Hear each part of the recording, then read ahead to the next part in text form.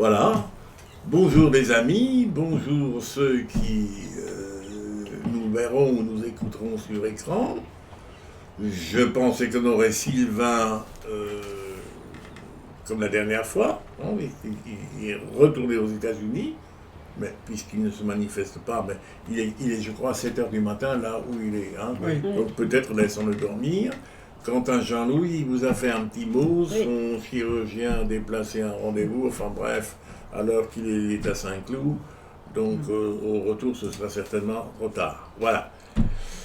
J'ai envie de dire comment démarrer aujourd'hui.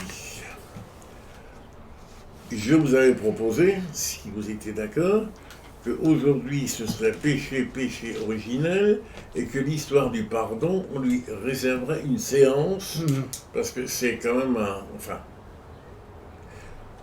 le sujet mérite une séance.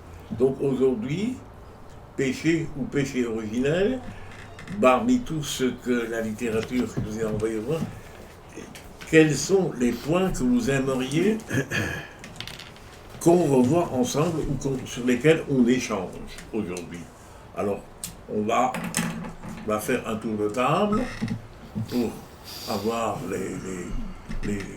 les points sur lesquels on va échanger et puis où on arrivera à épuiser ou pas. Alors, qui c'est qui commence? Je ne sais pas s'il faut faire un tour comme ça ou un tour comme ça. Mais est-ce que Marceline, est-ce qu'il y a des sujets après la lecture, que ce soit c'est quoi le péché, c'est encore quoi le péché originel, qu'est-ce que ça te pose comme question dont on pourrait ici débattre? Alors moi, la semaine, depuis la dernière séance, ça a été vraiment très dense avec tout ce que nous avons eu comme référence. Surtout l'Ita passé. Oui. Je l'ai écouté. La vidéo que tu nous avais conseillée, vraiment, ça m'a nourri. Ça m'a parlé. Et avec les lectures, d'habitude, je parle beaucoup, mais j'ai tellement été nourrie que là, je suis pleine. Mais je voulais juste vous faire un petit détour et vous dire une petite réflexion qu'une cliente m'a confiée et qui fait partie de sa conviction. Elle me disait que Ève et Adam ont mangé les fruits de l'arbre du bien et du mal. C'est pour ça que dans tout ce qui existe sur Terre, il y a un côté bien et un côté mal. Il y a un médicament qui va faire du bien, mais il y aura des effets secondaires. Donc ça m'a fait réfléchir, sa vision des choses. Voilà, donc je voulais vous faire part de cette anecdote. Intéressant, ce qui veut dire que parmi les points qu'on retient, il est indispensable de faire un petit retour sur ce récit de Genèse 1, 2, très exactement, et cette histoire de l'arbre à connaître, le bien ou le mal, ou bon. En tout cas, c'est un point qu'il faut effectivement. Retour à Genèse 2. Merci. Dominique, que aimerais-tu sur quoi on revienne? Sur quel point? Sur cette culpabilité permanente du péché originel. J'ai l'impression que j'en vis tous les jours dedans. J'ai l'impression que je vis tous les jours avec cela, ce passé qui n'arrête pas de me torturer. Que tu portes comme poids ou... Ah bah oui, bien sûr. Donc, À tort ou raison, est-ce que c'est l'idée que je m'en fais? Oui, ben voilà. Ouais. Ouais. Pourquoi, comment pourrais-je transmettre ce que je vis à mes proches, mes enfants ou autres? Impossible de transmettre quoi que ce soit. Et est-ce que je dirais, soit, bon, lui il pose les questions puisqu'il ne les résout, hein, il invite à faire le ménage. Est-ce que par exemple, les 10 pages de Godelet sur la rémission des péchés, ça t'a un peu éclairé ou pas? Oui, j'ai lu, oui. Oui. Ouais. Et, mais ça te reste à travers la gorge. Oui, bien sûr. Ok, d'accord, bon, ben... Comme tu viens de le dire. Culpabilité, ok. Anna. C'est la même chose, voilà, c'est ce qui m'intéresse. C'est le péché originel, alors si c'est inventé par Augustin, on est donc libre. Et de quoi Jésus nous a sauvés alors, s'il nous a sauvés de quelque chose, où il a peut-être juste montré que la mort n'a pas le dernier mot.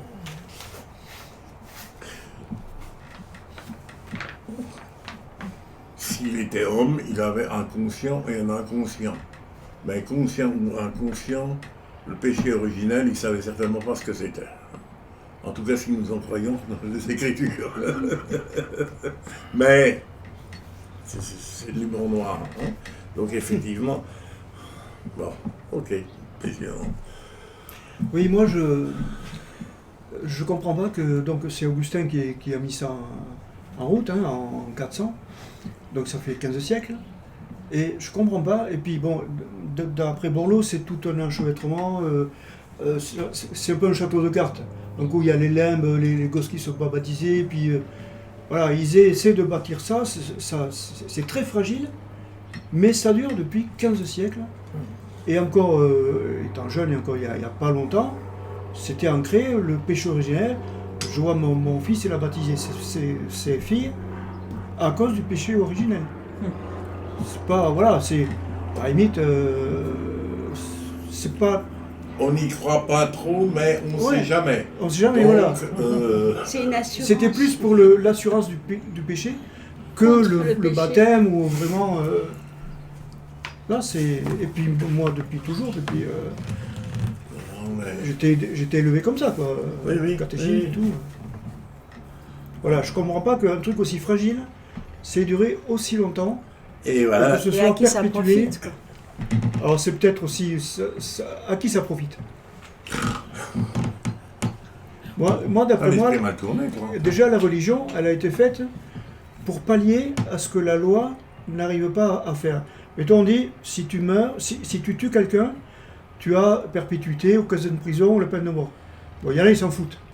Et si tu dis, si tu tues quelqu'un, il y en a un là-haut qui va te faire un truc. Alors là, ça fout les jetons. Peut-être qu'aussi la religion, elle a été faite un peu pour ça. Puis ça rejoint le péché originel, puis c'est tout un...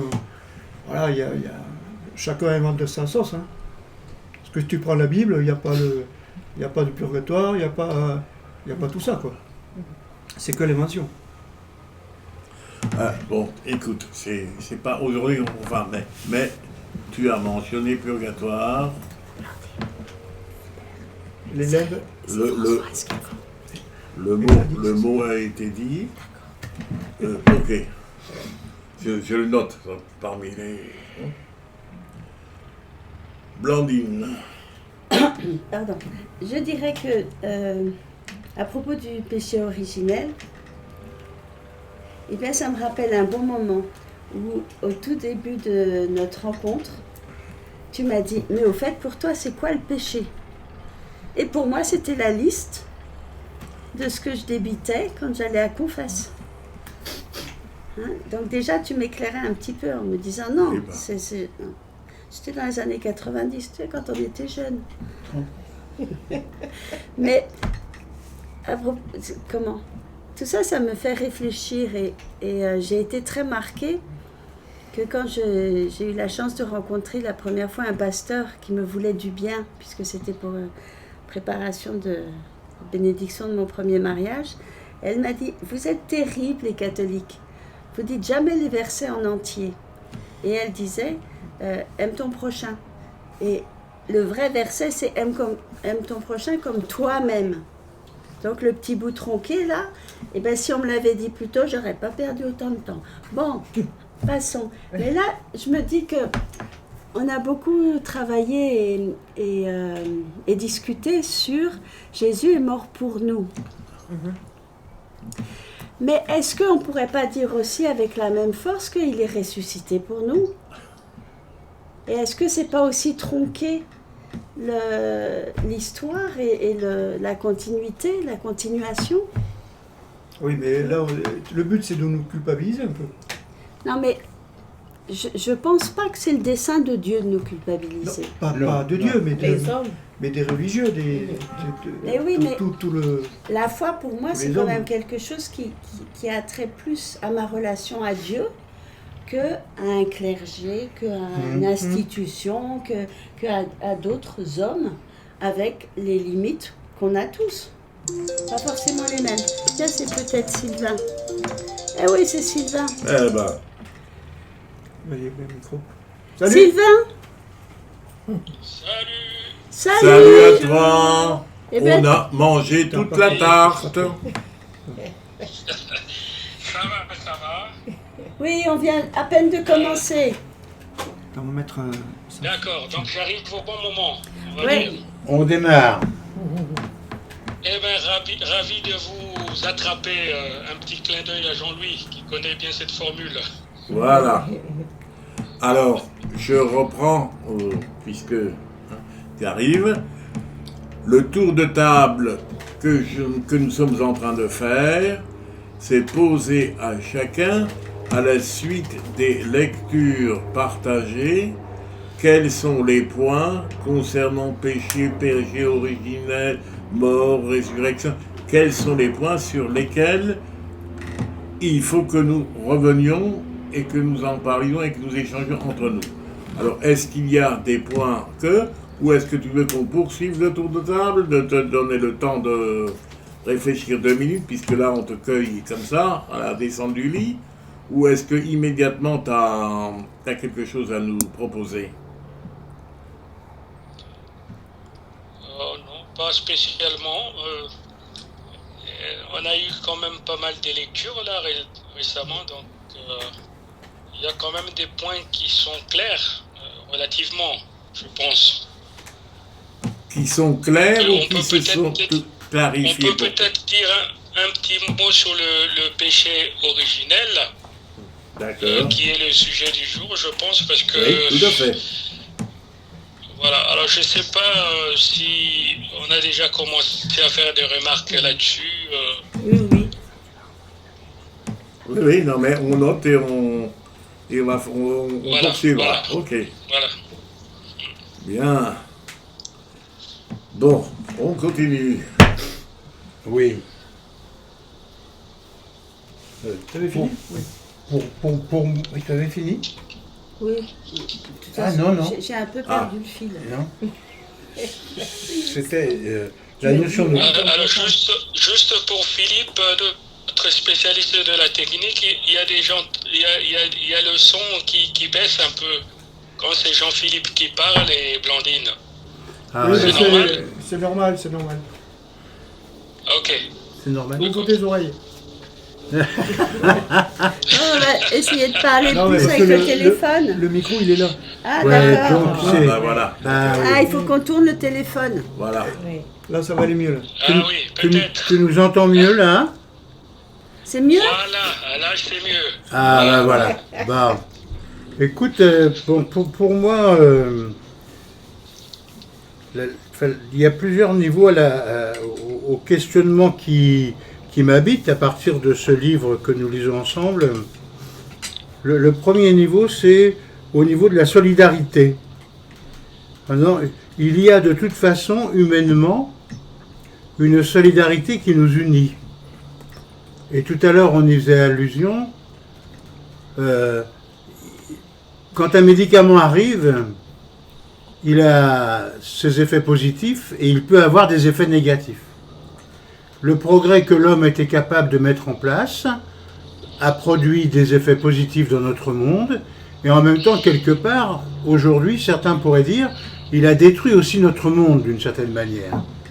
Et cette solidarité-là, quand j'arrive dans le monde, moi, je la porte parce que je fais partie de cette chaîne humaine qui a participé au développement ou à l'anéantissement, d'une certaine manière, du monde.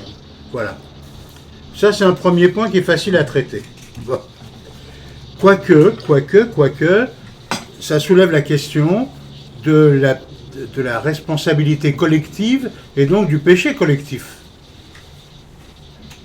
bien, même si moi-même je ne pose pas une bombe, je sais que les bombes, elles ont été faites à partir de découvertes scientifiques, à partir de choses. L'humanité a travaillé, elle y a travaillé, bon ben je participe aussi à cela, voilà. Mais je participe aussi au bénéfice de la science par rapport à la médecine, par rapport à autre chose. Je participe aux deux. Voilà. Pas pour te couper la parole, oui. Juste pour une image, parce qu'elle me trotte dans la tête, par rapport à ce que tu appelles cette solidarité ou cette responsabilité collective. J'aime bien, mais je ne peux plus vous dire où je l'ai lu, mais puisque je vais citer c'est que j'attiens. En buvant mon café le matin, je suis en solidarité avec le monde entier. Ceux et celles qui ont trimé pour le récolter, oui. Et avec tous les trafics qui y interviennent jusqu'à ce que je puisse appuyer sur mon bouton et avoir mon café dans ma tasse, et que je le veuille ou non. Évidemment, je ne suis pas un capitaliste, évidemment, je ne suis pas un exploiteur, évidemment, je suis rien. Mais je bois mon café, et le seul fait de le boire, je participe à un système mondial. Voilà, comme en respirant dans la rue, je supporte la pollution que les autres peuvent faire avec leur voiture. Dominique le sait bien, lui qui est au nez qui est au nez des pots d'échappement. Voilà. Bon, mais bon, ça c'est un premier type de questionnement autour de cette solidarité au-delà du péché, mais dans ce qui est bon et dans ce qui est mauvais. D'accord. Hein, solidarité, bien, mal. Oui, j'aime bien, pour ma part, trouver des résonances anthropologiques, enfin humaines, à ce que l'on traduit en termes théologiques après. J'ai dit, ça veut dire quoi? Voilà. Bon. Alors, justement, les autres questions que je me suis posées, et que je me pose encore, j'ai du mal à gérer ça dans ma vie chrétienne, à moi, c'est les distinctions entre perfection et sainteté, entre limite et péché. C'est pas parce que je fais qu'1m62 et que ça conditionne un tas de choses en moi, ou que je suis né sans avoir connu mon père et que ça occasionne un tas de choses psychologiquement en moi, etc.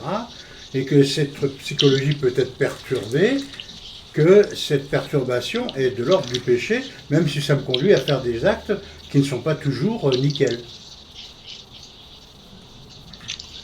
Je me fais bien comprendre? Non. Non. Je vais prendre les choses autrement. Oui. J'ai des limites, et le fait d'avoir manqué quelque part, à un moment donné, qui peut tenir à mon enfance associée à cela, fait que je peux avoir un attachement à l'argent que certains trouveront étonnant, de l'ordre du péché même, alors que moi, il faudrait que je lutte beaucoup pour ne pas m'attacher à l'argent, en me disant, ils sont gentils de me dire de ne pas m'attacher à l'argent. Eux, ils ont eu tout ce qu'ils voulaient, et maintenant, ils me disent, et toi, tu te... Hein, d'accord? Vous voyez ce que je veux dire? Hein? Alors, je dis, qu'est-ce qui est de l'ordre du péché dans ce domaine? Quand je regarde l'ensemble de ma personnalité, c'est vrai par rapport à l'argent, ça peut être vrai au plan affectif, ça peut être vrai à d'autres niveaux, en disant, qu'est-ce que c'est qu'une limite? Une fois ou l'autre, Bernard a dit par rapport aux détenus, que c'est aux personnes détenues qu'on a rencontrées, si ces gens-là n'ont jamais été aimés, comment seraient-ils capables de bien aimer? Et je trouve que le chemin que j'ai fait avec les détenus m'a renvoyé à mon propre parcours en disant, il y a des choses que je n'ai pas toujours bien reçues, comment pourrais-je bien le transmettre? Et est-ce de ma faute? Et c'est ça le péché originel, peut-être?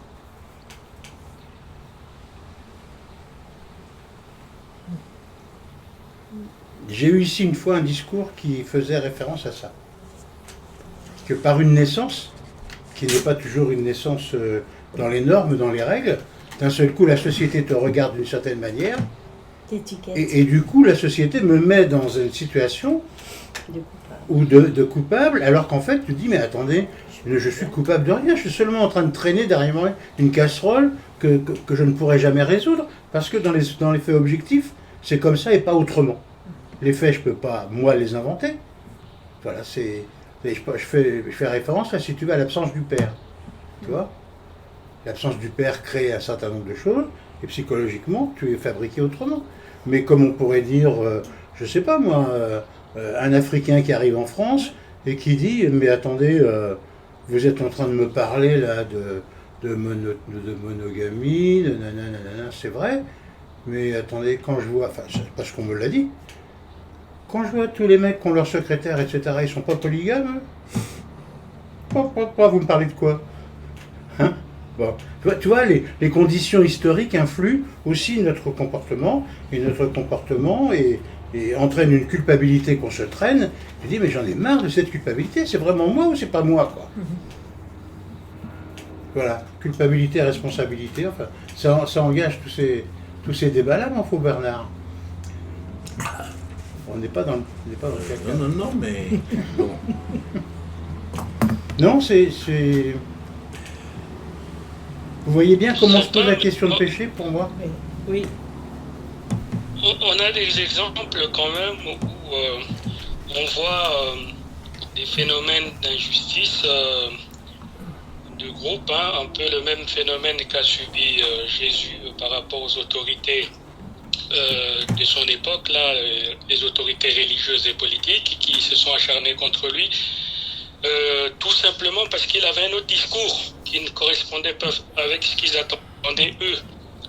Donc automatiquement, il subit la marginalisation et en fin de compte, il subit la condamnation et la peine de mort. Alors, souvent, on voit des exemples. Tu as, Jean-Philippe, bien commencé là sur la question des Africains, par exemple. Quand on prend les régimes d'apartheid et tout ce qui a existé ici aux États-Unis à l'époque, donc là, on a peut-être un exemple des péchés originels. C'est à partir de la couleur de la peau que va se déclencher tous les mécanismes de haine, d'injustice et voilà. Alors, en plus de la part des gens qui ont lu les évangiles, quoi.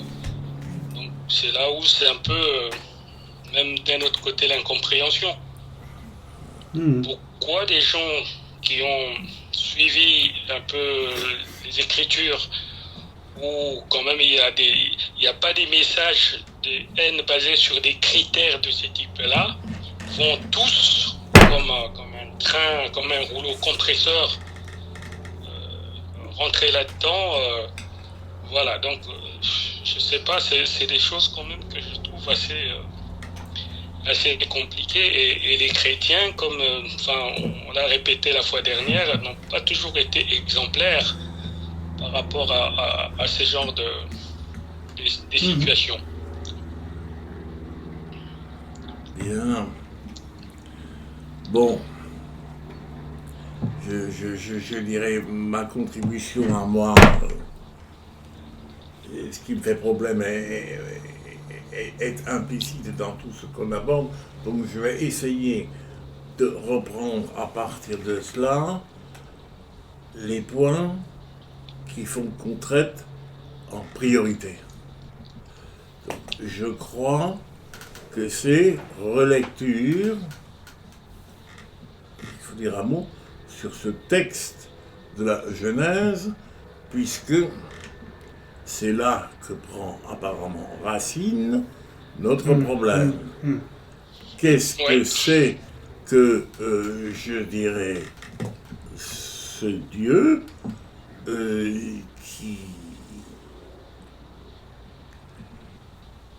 qui à la fois pose donc un interdit, oui, puisque je reviens au programme de 5e, les textes fondateurs. Je dirais que j'ai retravaillé avec Adrien, donc il est souhaitable que l'école publique introduise au phénomène religieux parce qu'il est civilisationnel, etc. Ensuite, il y a la manière de l'introduire, et dans le manuel français de 5e, lorsqu'on arrive à la Bible, c'est très bien, on cite des textes bibliques. Le premier est tiré de la Genèse, le couple humain désobéit et Dieu le punit de mort. Deuxième texte fondateur, le déluge. Les hommes ne filent pas d'où, Dieu va les noyer. Le troisième, qui est de nouveau un enjeu de savoir, ou disons de technique, il grimpe apparemment jusqu'au ciel, Dieu en prend ombrage, les disperse dans des langues, voilà. Résultat, je dirais, culturellement, on a introduit le sujet, mais je dis, c'est de la pure graine d'athéisme, ce Dieu-là. Hein? Suffit pas d'inscrire ça positivement à un programme, encore faut-il qu'on forme les gens à la religion. Avant de parler de problème de foi, de compréhension, hein, et c'est pour ça que je dis, il faut qu'on revienne donc à cette façon, je dirais, de comprendre les textes bibliques, d'où tout vient. Sylvain fait par exemple allusion à propos du racisme, de la couleur de peau. Ça fait allusion, parce que c'est peut-être pas clair pour tout le monde, à ce fameux récit où Noé, après sa cuite, est en train de cuver sa cuite sous la tente. Le fils pénètre dans le troisième, et voit son père nu. Alors ça, c'est une façon élégante dans le texte biblique de dire qu'il a couché avec son père. Une relation sexuelle.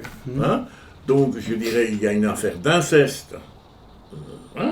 Et effectivement, le Noé, en se réveillant ou en écoutant, maudit, d'ailleurs, non pas son fils, mais le petit-fils. Et cette explication de la malédiction, parce qu'ensuite, historiquement, ça, je ne sais pas où culturellement ça, mais bon, évidemment, côté juif, on est les descendants de Seth, parce que ça va bien. Du côté arabe, on est les descendants de, je dirais, l'autre. Reste, bien sûr, les Noirs. Et de qui les Noirs sont les descendants? Eh bien, du fils maudit, puisqu'il dit quelque part qu'il sera l'esclave de, etc.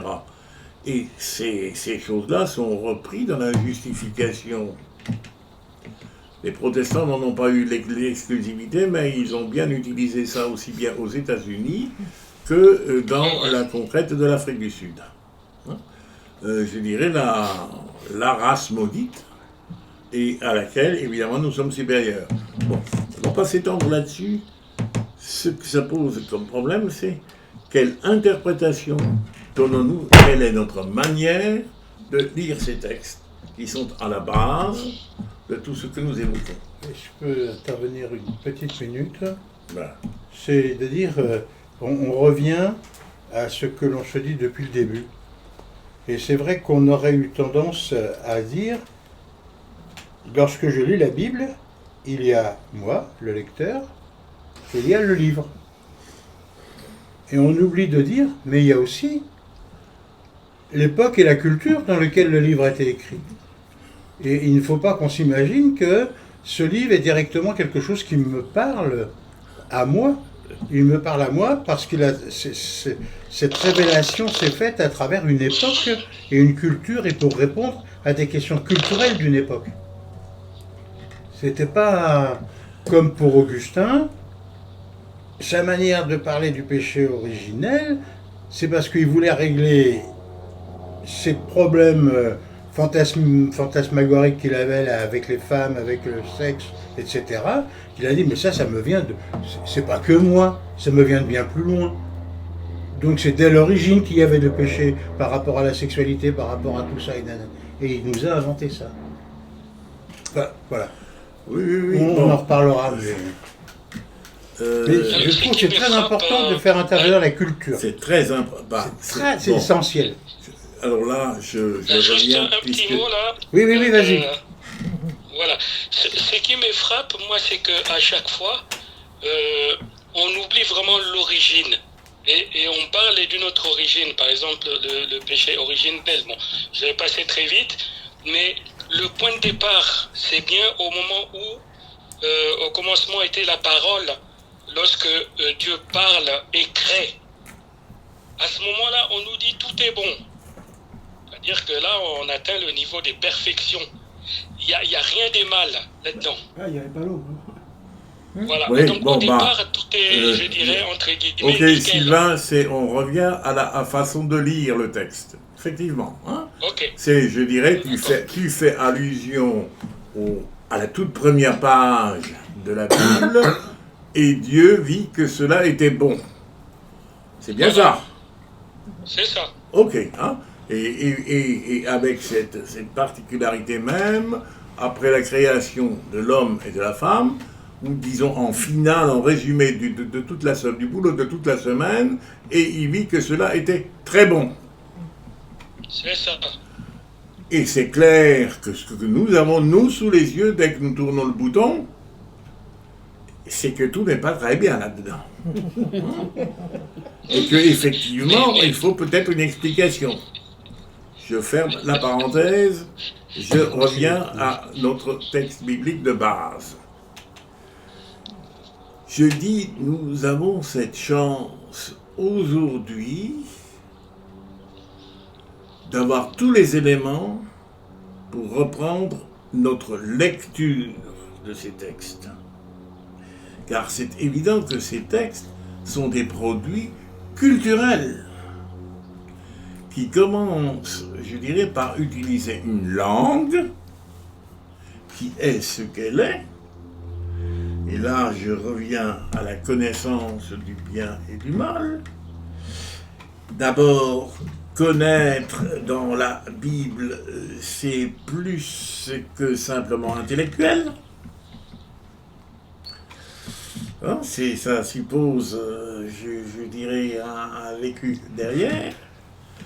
Et quand il est question l'arbre du fruit de la connaissance du bien et du mal, en termes hébraïques, bien et mal figure une totalité.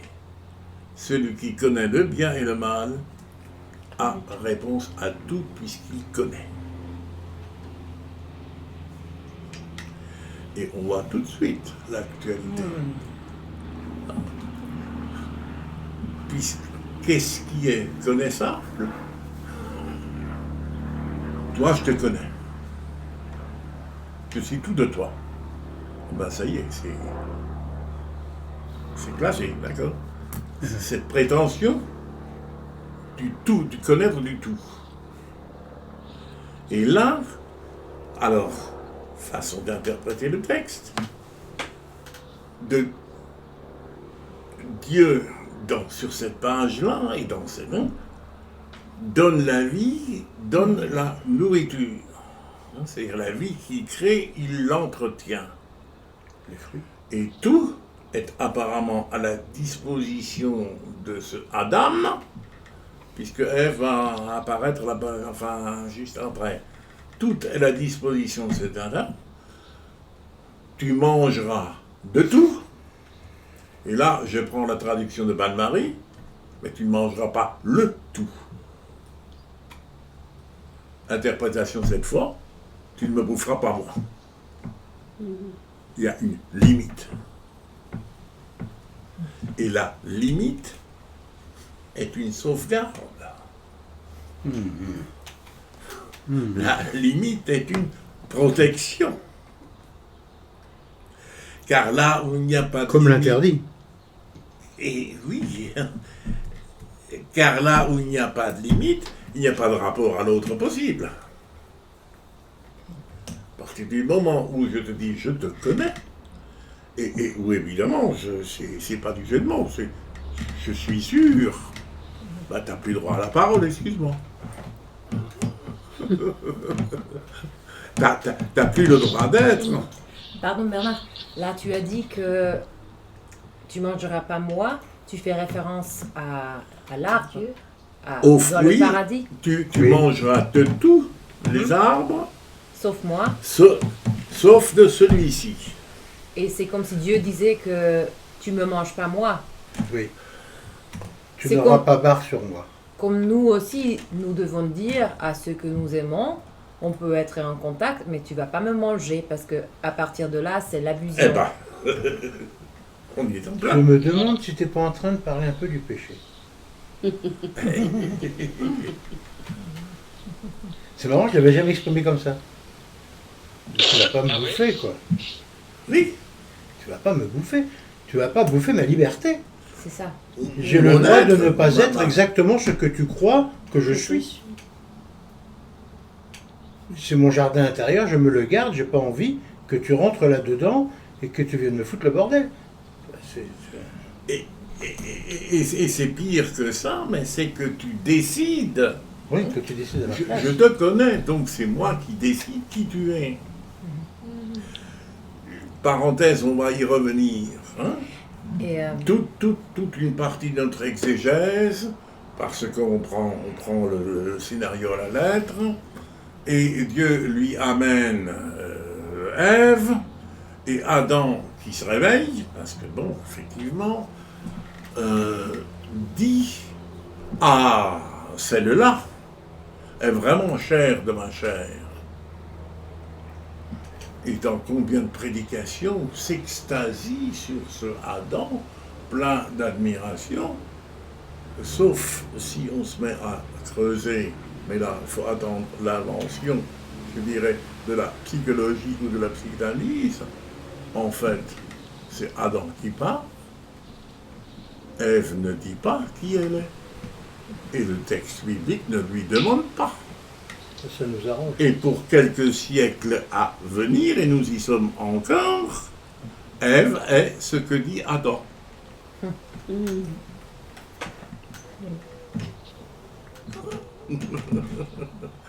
Donc vous voyez, il y a façon et façon de lire la Bible.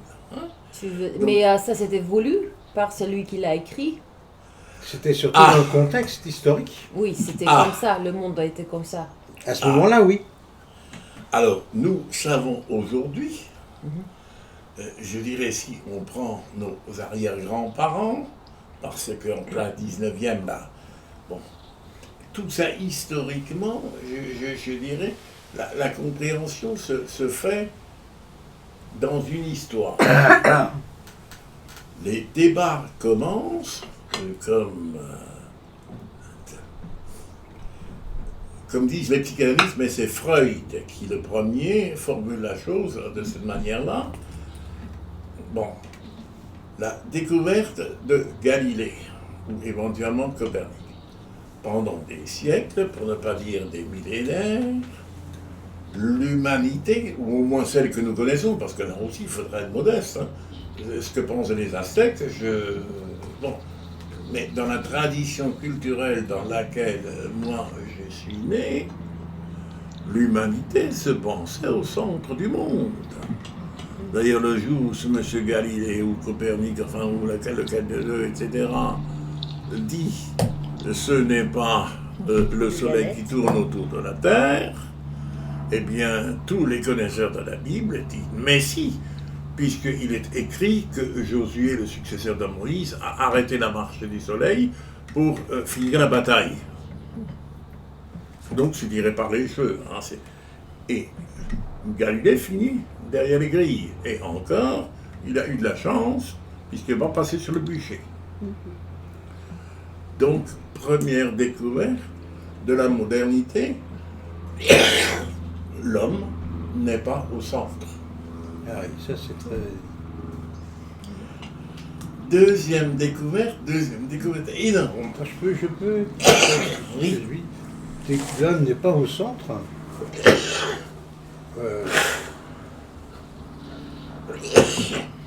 J'ai perdu ce que je voulais dire. J'ai perdu ce que je Où voulais le monde, même le monde de l'homme, n'est pas au centre du cosmos. Non, mais c'est parce que c'est la notion de centralité qui est très importante. Enfin, le monde, la terre, enfin c'est toute la représentation. Toute la représentation. Toute la représentation qui a fonctionné pendant des siècles est mise en cause. Oui. Trump et l'Église à laquelle il appartient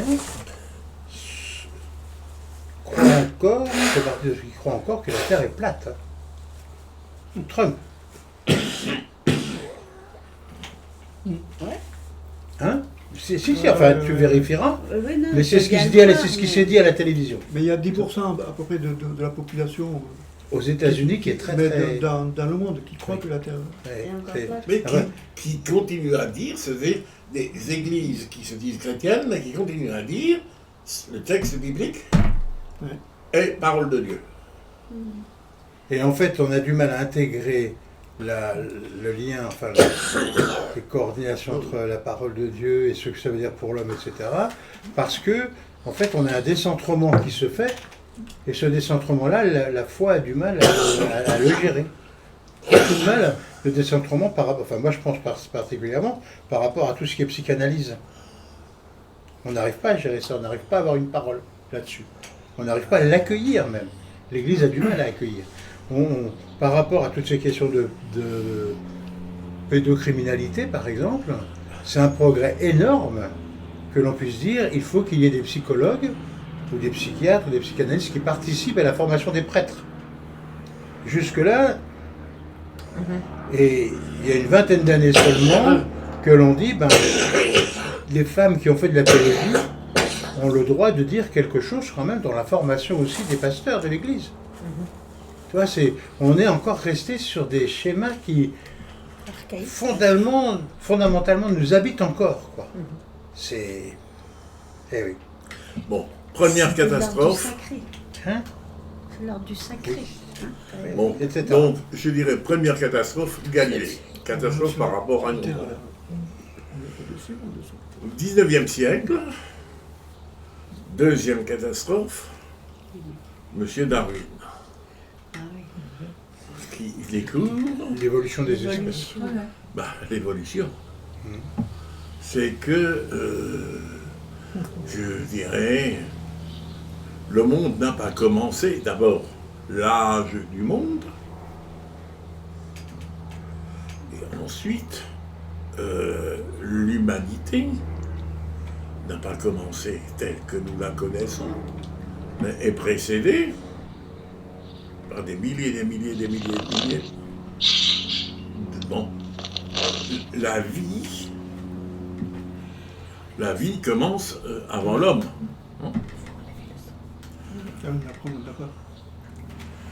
Et finalement, le constat, c'est que l'homme et le singe ont le même ancêtre. Alors on peut toujours, évidemment, c'est Orvière qui raconte ça, l'enfant qui rentre de l'école et dit à son père, nous descendons du singe. Et le père lui dit, je ne t'ai jamais dit autre chose. Et il va voir la mère, et qu'est-ce que la mère lui dit? Ça compte pour la famille de ton père, mais pas pour la mienne. Et effectivement, j'ai vécu ça à petite échelle, alors je ne peux plus dire avec lequel des quatre. Papa, nous descendons du singe. Écoute, peut-être, mais moi, je descends de mon grand-père. Et je peux te dire que je l'ai connu, que c'était pas un singe. Ok. Donc, mais de quelle humanité est-ce qu'on parle? Et il est évident que le texte biblique, sans le dire, mais à la première lecture, nous avons affaire à un homme achevé.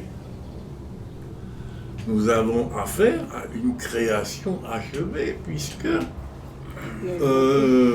il vit et tout était bon.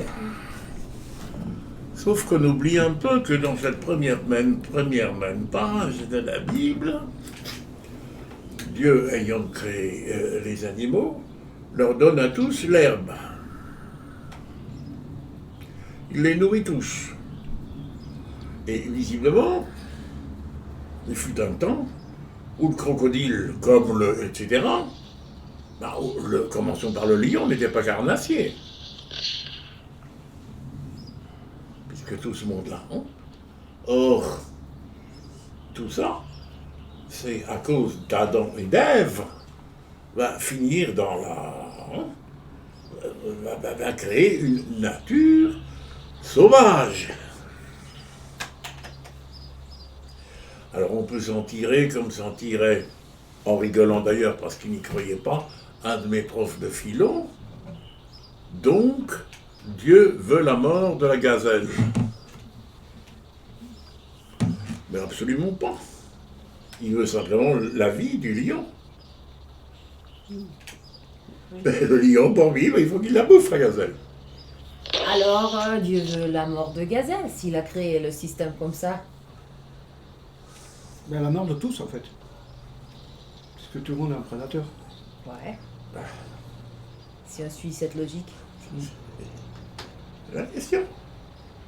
Or, l'image que j'ai du bon Dieu, que j'ai entendu depuis, etc., ben, il n'est pas pensable, évidemment, que Dieu veuille la mort de la gazelle.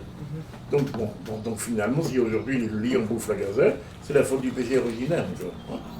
Puisque l'homme va entraîner, ce super-homme va entraîner le cosmos entier dans son péché. Et alors la spéculation aussi, parce que ça met du temps, mais au-delà de l'ennui, Dieu faisant quelque chose, bon.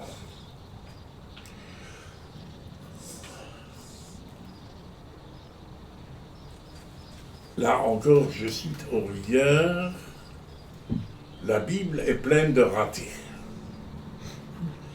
Mais dans la philosophie grecque, est parfait ce qui est achevé.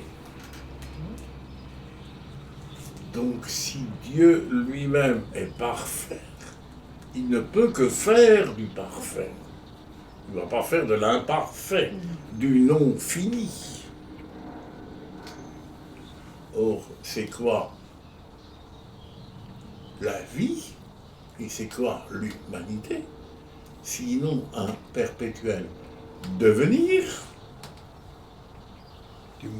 qui se met au monde en tuant ce qu'il précède. Et d'ailleurs, bon, alors là, moi, je ne suis pas assez calé. J'irai, si j'ai envie de vous expliquer l'histoire des origines du cancer.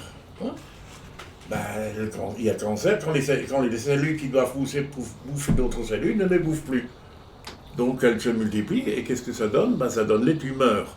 Je raccourcis, et ne me demandez pas, moi médicalement, c'est zéro comme. Mais, ok. Donc il y a un fonctionnement de la nature interne où l'homme est loin d'être le centre, il est un dans l'évolution, et il est lui-même dans un advenir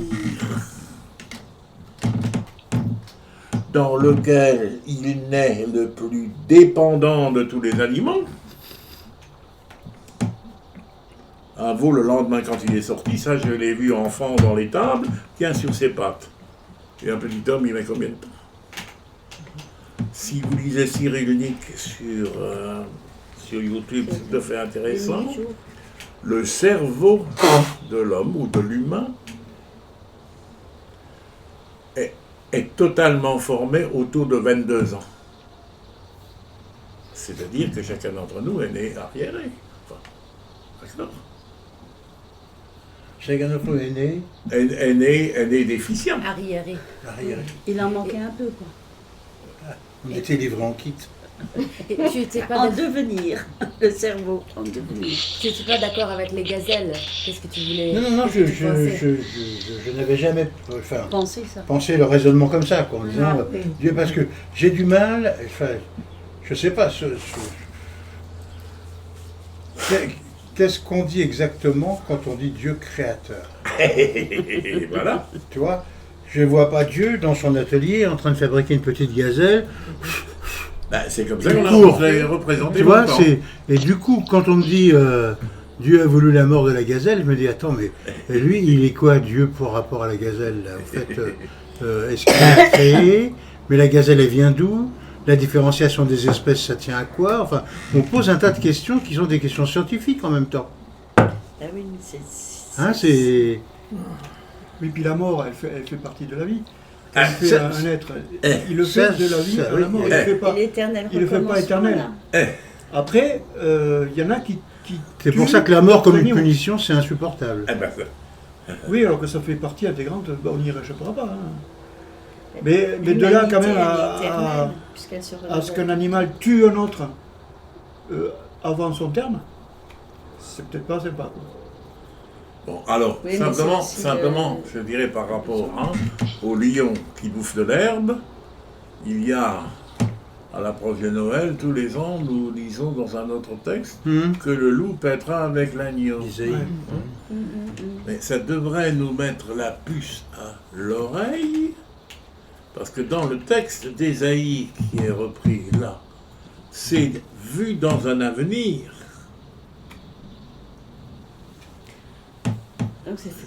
C'est à venir. Fermer la boucle. Et ça devrait nous mettre la puce à l'oreille que le premier chapitre de la Genèse est un texte prophétique et non pas une description de ce qui s'est passé. Voilà. C'est une annonce. Les deux seront un. Je suis désolé, hein, on est dans notre 51e, chaque jour qui passe, elle est différente. Hein? Et je parle pas de moi, ça va être la corvée. Hein. Alors j'allais dire heureusement, parce que c'est si. Bon, les deux seront un. Là aussi. On dit une pipe. Je dirais là que Dieu nous en préserve, hein, de cette unité-là. Hein, bon. Alors maintenant, j'en viens à la troisième catastrophe. Et celle-là s'appelle Sigmund Freud. Vous croyez décider ce que vous décidez. Et moi, je vais vous faire la démonstration que ce que vous décidez est en fonction d'un conditionnement qui vous précède les uns et les autres, et où éventuellement vous êtes en train de payer la facture de votre père au maire. Et aujourd'hui, plus d'un siècle après Freud, on va même plus loin. Là aussi, vous trouvez sur YouTube la psychogénéalogie, c'est-à-dire en fait, vous avez dans vos bagages pas uniquement ce qui n'a pas été réglé par votre grand-père et votre grand-mère, ça peut remonter à 3 ou 4 générations. C'est démoralisant, ça. Comment ? C'est démoralisant. Démoralisant, il dit. C'est démoralisant. À toi de décider. Oui. À toi de décider. Mais en tout cas, je dirais à chacun d'entre nous, je pense, je décide. Faut peut-être qu'on mettre des nuances. Des guillemets. Moi, je crois que dans le domaine, on découvre plutôt ce qu'on a dans la boîte à outils. C'est-à-dire qu'on arrive au monde, on croyait qu'on était le centre du monde et que le je, J-E, était le seul à pouvoir décider de tout, un peu comme le récit de la Bible d'ailleurs laisse entendre que l'homme n'est plus le centre, quoi. Le je n'est plus le centre. Et du coup, petit à petit, on découvre que dans la boîte à outils, putain, il y a la mère qui a fauté, point d'exclamation, et entre guillemets. Il y a le grand-père qui avait des conflits avec tout le monde, avec son patron, etc. Il y a du positif aussi, peut-être. Et oui, et il y a le grand-père qui était travailleur, et il y a la mère qui a fait face, etc. Et on a tout ça dans notre boîte à outils que l'on peut développer petit à petit en se disant... après, c'est à soi-même. Et après, toi, tu fais ce que tu veux avec ce que tu as découvert. Voilà, si tu as un petit, tu dis c'est la faute à papa, maman, à la société. Et au moment où tu l'as découvert. Toi? Ouais. Oui. Hier soir, si vous êtes, en tout cas, je dirais notre génération, a repassé sur la 7, je crois, oui, La Passante du Sans Souci. Donc un film, c'est le dernier film avec Romy Schneider et Piccoli. Et après le film passe une conversation avec Romy Schneider par une femme qui habite Cologne et qui est devenue la confidente. Bon, moi, je connaissais le passé de la mère de Romy Schneider, qui était une artiste déjà du temps des nazis, et on sait que tout le cinéma était... Hein. Bon, là, on découvre dans ce témoignage que non seulement c'était une vedette du temps du cinéma nazi, mais qu'en fait, elle vivait dans la colline en face, à Berchtesgaden, du repère du nid d'aigle, qu'elle fréquentait. Et ensuite, il y a mariage, il y a remariage. Donc d'abord, Romy découvre le passé cinématographique de sa mère, avec les compromissions que ça impliquait. Dans une Allemagne qui ne demande qu'à oublier tout cela, donc elle va fabriquer une série de Sissi, impératrice d'Autriche. Comme ça, on ne parle pas d'autre chose en remontant à Sissi. Et elle se découvre le produit de tout cela, avec une mère d'ailleurs qui se retrouve avec un nouveau compagnon, hein, où visiblement la jeune Romy s'enferme toute la nuit, sinon elle risque, alors on ne sait pas est-ce qu'il a passé à l'acte ou pas, en tout cas elle vivait sous la menace d'être violée par son beau-père en permanence. Je dirais peut-être que le suicide, hein, de cette femme, et qui entre autres donne le nom de David à un de ses fils, dans sa tête, en Wiedergutmachung, c'est intraduisible, hein, en français, c'est-à-dire en réparation des dommages faits au peuple juif, parce que ce garçon n'est pas... Hein, mais elle lui donne un nom juif en réparation de... Et c'est ce gamin qui meurt, d'accord, hein, qui s'en fout sur mon travail. Oui. Non, on voulait escalader la grille. Oui. Je ferme la parenthèse, mais si vous voulez, si vous avez du temps à perdre, essayez de retrouver. Donc, encore une fois, oui, elle s'est suicidée. Quand on découvre un tout petit peu, on ne relie pas ces suicides de la même façon. Mais si on revient à nos affaires, ben oui, je trouve que tu soulèves une autre question. Nous soulevons une autre question, c'est la question de la responsabilité, pour le coup. La responsabilité devient quoi si on est tellement dépendant, même si on ajuste bien la boîte à outils, pour s'en servir au mieux, mais il y a un moment où tu dis, attends, la responsabilité c'est quoi là? Qu'est-ce que... Je suis sur un acte qui fait 3 km, ma responsabilité elle est de 100 mètres, ou elle est totalement nulle, ou elle est... D'où d'ailleurs les difficultés pour la justice de se situer aujourd'hui devant les crimes. Tout le monde est innocent. Ben oui, mais alors si on dit tout le monde est innocent, est-ce que la vie est encore possible ensemble? Voilà. Et en même temps, pour exister, il faut bien qu'on dise nos limites ou les limites que nous nous imposons. Déjà, la première limite, c'est tu vas pas me bouffer. Et ça, je l'ai retenu. et même, enfin, ça a l'air de rien, mais même par rapport à la charité chrétienne, il y a des gens qui en crèvent parce que il y a des gens qui prennent les choses au pied de la lettre et ils se laisseraient bouffer par des pauvres qui, en rentrant, se disent putain, je l'ai bien lu. Hein. Comme disait Blandine, aime ton prochain, mais on a oublié de nous dire comme toi-même. Aime-toi d'abord. Ouais. C'est que aime ton prochain, donc c'est. Mais ça, là-dessus, on retrouve. C'est la culpabilisation. Les grands psychanalystes nous disent la même chose. Hein. Tu peux pas aimer si tu n'aimes, si tu ne t'aimes pas. Ça, c'est voilà. Mais il nous a fallu du temps en Église pour le découvrir. Et quel est maintenant, pour revenir, je dirais, dans notre jardin d'origine, quel est le sens que nous donnons à cet interdit? Et là se réveille un animal qui parle, Donc, mais une voix qui dit pourquoi tu ne manges pas des arbres. Donc déjà, d'ailleurs elle va lui dire, nous mangeons de tous les arbres, sauf de celui-ci. Donc déjà, la manière de voir le verre à moitié plein ou à moitié vide. Il vous a interdit de manger les arbres. Non, il vous a interdit de celui-ci.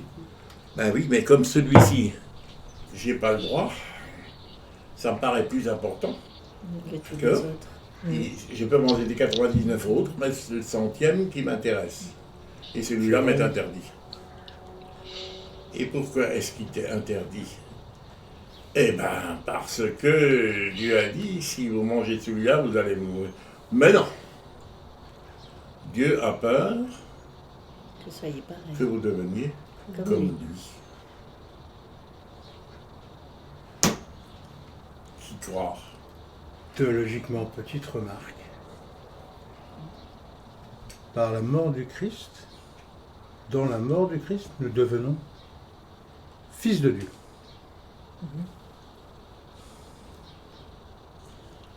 Et au début de la Bible, on dit il ne faut surtout pas que vous deveniez semblable à Dieu. Oui, c'est vrai. Ça donne la notion de la rédemption. Il est venu nous inclure dans la famille même de Dieu, même si nous n'en avons pas tous les pouvoirs, nous sommes du clan. Et ça, je trouve que c'est vachement important. Hein, c'est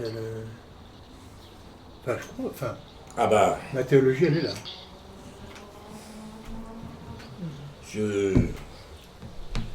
je dirais tu peux même faire un pas de plus, dans la mesure où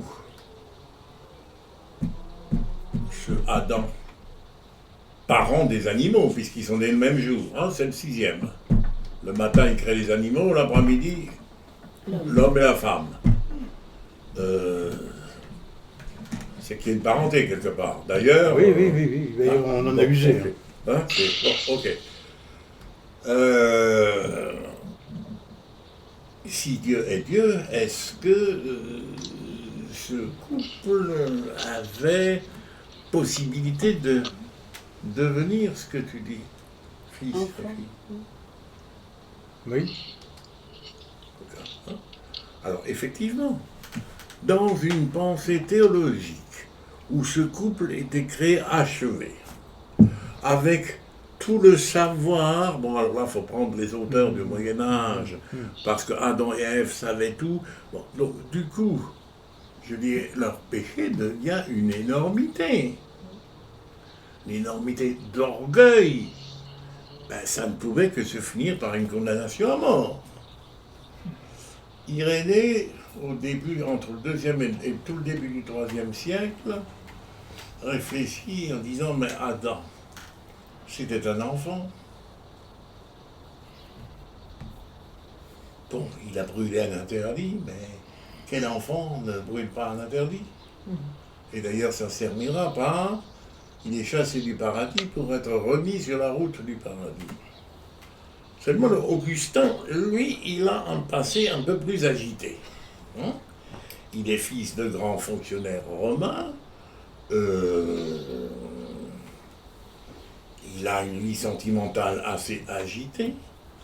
D'ailleurs, ce qui est intéressant, mais Ce qui nous arrange un peu. je ne connais pas la traduction française, mais en allemand, c'est un Suédois qui a fait un bouquin où il invente la correspondance de la femme d'Augustin. Hein, puisque Augustin, se faisant, parce que de toute façon, cette femme ne convenait pas à sa mère, c'est pas qu'il ne pouvait pas la blairer. Donc la mère, évidemment, au miracle, quand le fils se convertit, entre guillemets, et renvoie la donzelle en Afrique avec son fils, d'ailleurs. Hein,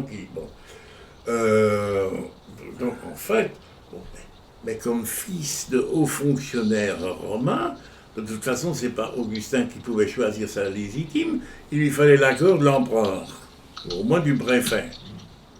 Bon, donc tout le monde vivait, enfin, il vivait la vie de tout le monde, et puis évidemment, sa conversion, entre guillemets, comment se concilier avec tout ça, et puis même converti, visiblement, ça le travaillait encore. Hein. Moi, je vous l'ai déjà dit plus d'une fois, je suis amoureux d'Etty Hillesum.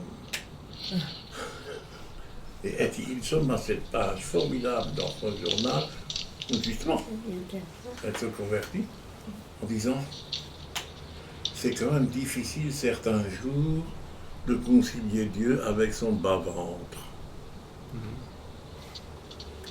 Mais je disais, c'est ce qui nous rend en même temps, Augustin, difficile à cause de la théologie qui nous a engendrés, mais en même temps on dit finalement il a été bon croyant malgré toutes ses turpitudes. Oui, et puis il y a bien ce qu'il a pu dire lui, et ensuite l'exploitation de l'en a fait. Oui. On n'a pas à se cacher, quoi. Et là, maintenant, on revient, je dirais, à la remarque de Philippe. Pourquoi ça a fonctionné pendant 16 siècles? Il disait, ça profite à qui? Mais moi, j'avais une remarque. Il a parlé tout à l'heure de la chaîne humaine et ou de la responsabilité collective. Et je me dis, ici, nous tous, nous avons transmis aussi. Nous avons parlé à nos enfants autour de nous. Nous avons contribué à propager, à faire durer cette idée. Nous aussi, hein. Oui. Jusqu'aujourd'hui, et comme disait Dominique, à un moment, moi aussi j'arrive à ne plus, je ne sais plus comment parler de Dieu à mes enfants, parce que j'ai peur de transmettre des choses dont je ne suis plus tellement convaincue, ou dont je ne serai plus convaincue, dont mes enfants vont découvrir que voilà, c'est difficile. Donc nous aussi, on a contribué. Hein. Pourquoi ça a duré autant? On a contribué. Tu sais, Marceline, la question, c'est une question très importante, c'est que dans un monde où est arrivé Freud, et que d'un seul coup on explique tout, y compris l'irresponsabilité de ses actes, hein, tu vois, tu te dis, mais comment parler de ce Dieu-là, quoi, du Dieu auquel on croit, alors que ce n'est pas un Dieu qui veut nous culpabiliser, nous damner, quoi, tu vois, c'est... faire du bruit. Ça va, Sylvain, tu nous entends bien? Très bien. Ah, formidable. Mais voilà, donc je trouve que toute la manière de penser l'homme aujourd'hui se pense autrement que dans les catégories que nous avons eues pour penser notre vie et notre avenir. Voilà, et c'est pour ça que ça ne coïncide pas. La recherche que nous avons à faire aujourd'hui, le plus grand bien qu'on puisse faire à nos églises, c'est de réfléchir sur quel homme nous voulons, et à partir de là, nous pourrons leur dire en quel Dieu nous croyons. Mais si on ne passe pas par cette dimension-là, c'est foutu, pour moi. Oui. Tu peux couper ton micro, là, quand tu fais du bruit? Parce qu'on entend plein de bruit ici. Ah bon? Ouais. Le mieux, tu coupes le micro, si, et tu le mets quand tu parles. Non, ça vient pas d'ici ce bruit. Ah ben si. Tu as entendu Je bruit, suis tout seul, enfermé. Mais tu fais pas un truc à du papier Tu touches pas du papier? Tu tournes tes pages. Ah, non? Non. Non. Ah, c'est peut-être le vent. Peut-être. Sans aucun Oui, doute. c'est le vent américain qui souffle comme ça. Oui. C'est vrai Non, qu'un mais- mec, il fait pas le même. Alors, il faut fermer la fenêtre. Bon, mais, Ok. mais non, mais l'essentiel, c'est que Non, ça ne nous gêne pas trop. Ou tu coupes le micro et tu le mets quand tu parles. Ouais. Ça n'empêche que tu nous entends. Non, mais ça peut être plus spontané qu'il parle avant de se dire, attends, je vais parler, je vais mettre le micro. Eh oui, c'est ça. Ah, tu vois, On c'est... ne peut pas couper tout le temps, on oublie d'allumer après. Non. Voilà. Donc, toujours est-il que nous ne pouvons plus aujourd'hui lire la Bible comme en toute bonne foi nos ancêtres la lisaient. Oui, tout à fait. C'est bon. C'est d'ailleurs pour ça qu'il y a plein de théologiens, de chercheurs aujourd'hui autour de la parole de Dieu. Hein. Ils se disent, il faut qu'on découvre quel est comme dirait l'autre, c'est Thomas d'Aquin, je crois, la substantifique moelle de ce que l'on a à recevoir de la Bible, et non pas de répéter des gestes qui sont des gestes Rituel. Bah oui, rituels. Bah oui. Bah oui. Sauf, je dirais, là, il est peut-être quand même permis de s'énerver un peu. Tu veux vraiment t'énerver? Oui, je m'énerve. Libre réponse à un scandale, c'est-à-dire on peut en vouloir à Barlow de parler de scandale, mais dans les années 70, les professionnels de la théologie parlaient déjà de scandale. Et on continue, enfin, on a encore continué sur le même registre. Et quand je prends certaines leçons bibliques diffusées dans les paroisses et dans certaines catéchèses, parce que c'est ça. C'est pour ça qu'il y a une telle inertie que... C'est pour ça qu'aujourd'hui, on arrive presque à la fin du livre, mais on comprend qu'on peut avoir peur d'un christianisme de liberté parce que il n'y aura plus qu'une seule parole, mais plusieurs paroles pour exprimer la rencontre de l'homme et de Dieu. Il n'y aura plus qu'une seule parole, il n'y aura pas qu'une seule parole. Parce que les sciences nous ouvrent tellement de chemins que l'homme devient libre, y compris devant la parole de Dieu, pour la comprendre.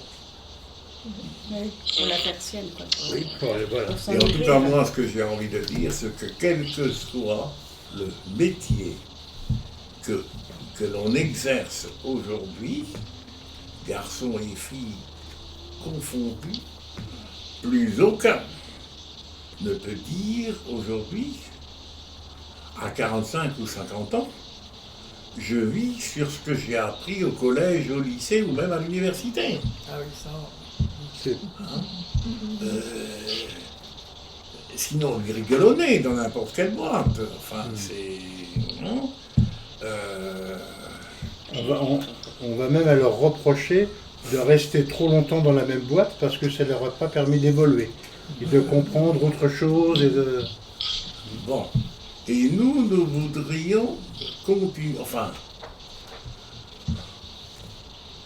Oui, il faut quand même dire, nous sommes dans des églises, peu importe l'étiquette, extrêmement consommatrices, d'accord, où, je dirais, ça nous convient le fait qu'on nous répète une même chose, et où on s'étonne que la génération qui nous suit ne morde plus à l'hameçon. Parce que pour eux, c'est incompréhensible.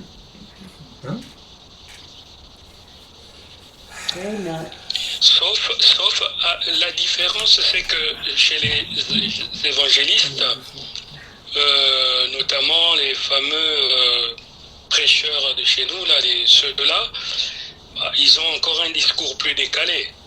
Ah oui. Et ils ont de l'adhésion. Il y a des gens qui adhèrent à ce qu'ils expliquent. Parce que les prédications sont basées sur les faits divers. Bon, tout ce qui se passe dans les journaux, c'est vrai.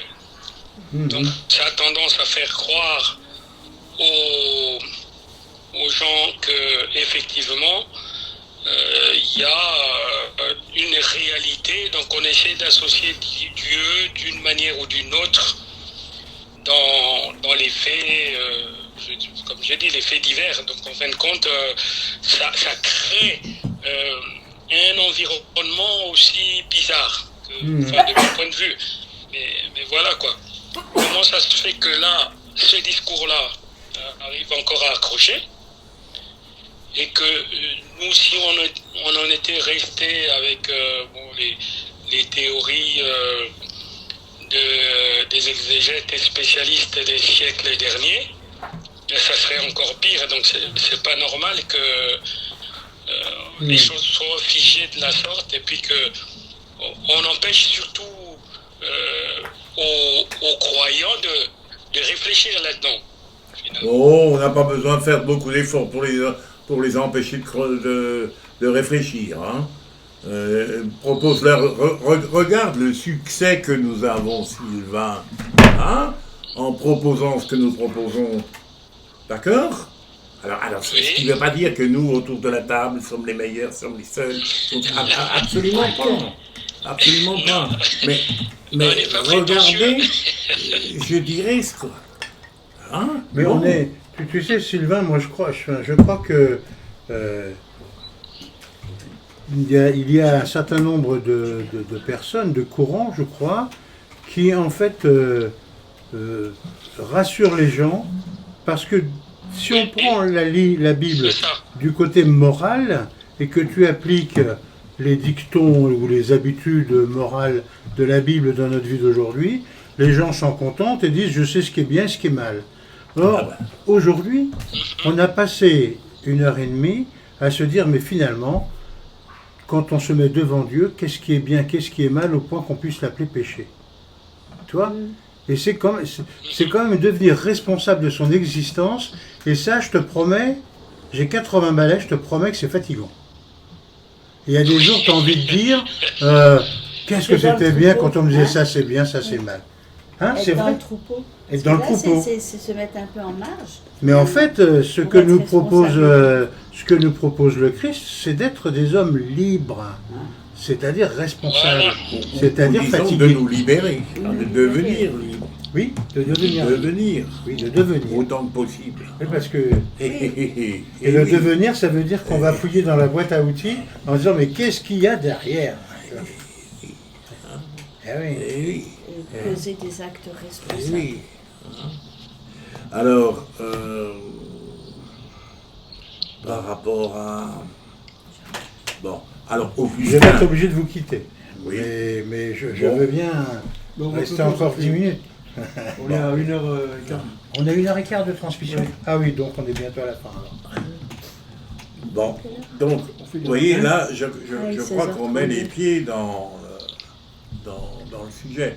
Alors, je dirais, parce que peut-être qu'on finira là-dessus, enfin, jusqu'à la prochaine, si vous lisez Lita Basset, donc sur ce qui est excellent dans son introduction, comme elle dit, le péché originel,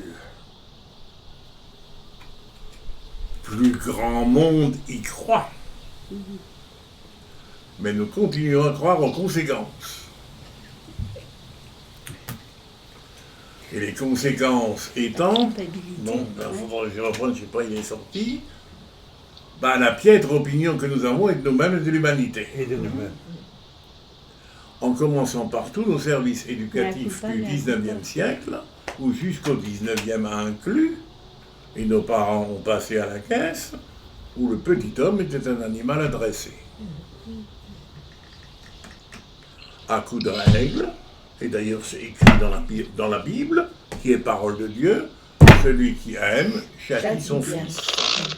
Mais ce que je trouve difficile par rapport à toutes les questions qui concernent l'évangélisation, on parle d'évangélisation, je trouve, mais à chaque fois que j'entends la parole d'un chrétien à la Bible, d'un chrétien, je me demande toujours si ce qu'il dit va être une ânerie ou pas une ânerie, si j'y adhère ou si j'y adhère pas, et ça me met toujours dans une difficulté d'accueil de la parole de l'autre. Je n'ai pas dit du mal de la Bible, ou disons du livre de la Genèse, mais enfin, avec beaucoup d'autres, et heureusement, vous sentez quand même toutes mes réserves, mais aussi je vous parlerai de mon enthousiasme de cette lecture. Hein. Mais c'est formidable. Bon. Mais je dirais, qu'est-ce qu'on fait dire à ce texte? Qu'est-ce qu'on lui a fait dire au cours de l'histoire?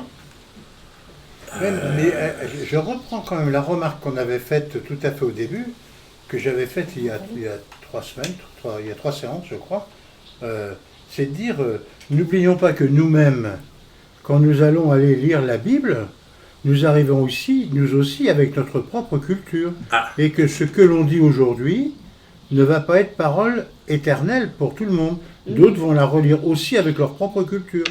Mais c'est peut-être cela qui fait que la Bible est une parole de vie éternelle. Et c'est là, j'allais dire, où ce qui permet, il faut qu'on y arrive, malgré toutes ces réserves le côté formidable, quand on réfléchit de ce texte, c'est qu'à cette sacrée humanité, dans une diversité, elle nous dit que l'humanité est une. Oui. Et ça, c'est quand même prodigieux. Et que tout n'est pas foutu, qu'il y a toujours une porte à ouvrir. D'avoir... Bon, et le puis qu'on date le continuité. texte, date-t-il du 3e, date-t-il du 7e, du 8e siècle avant Jésus-Christ, mais ça fait quand même 2500 ans. Il y a 2500 ans, quelqu'un a dit l'humanité est une. Ça vient de la même famille.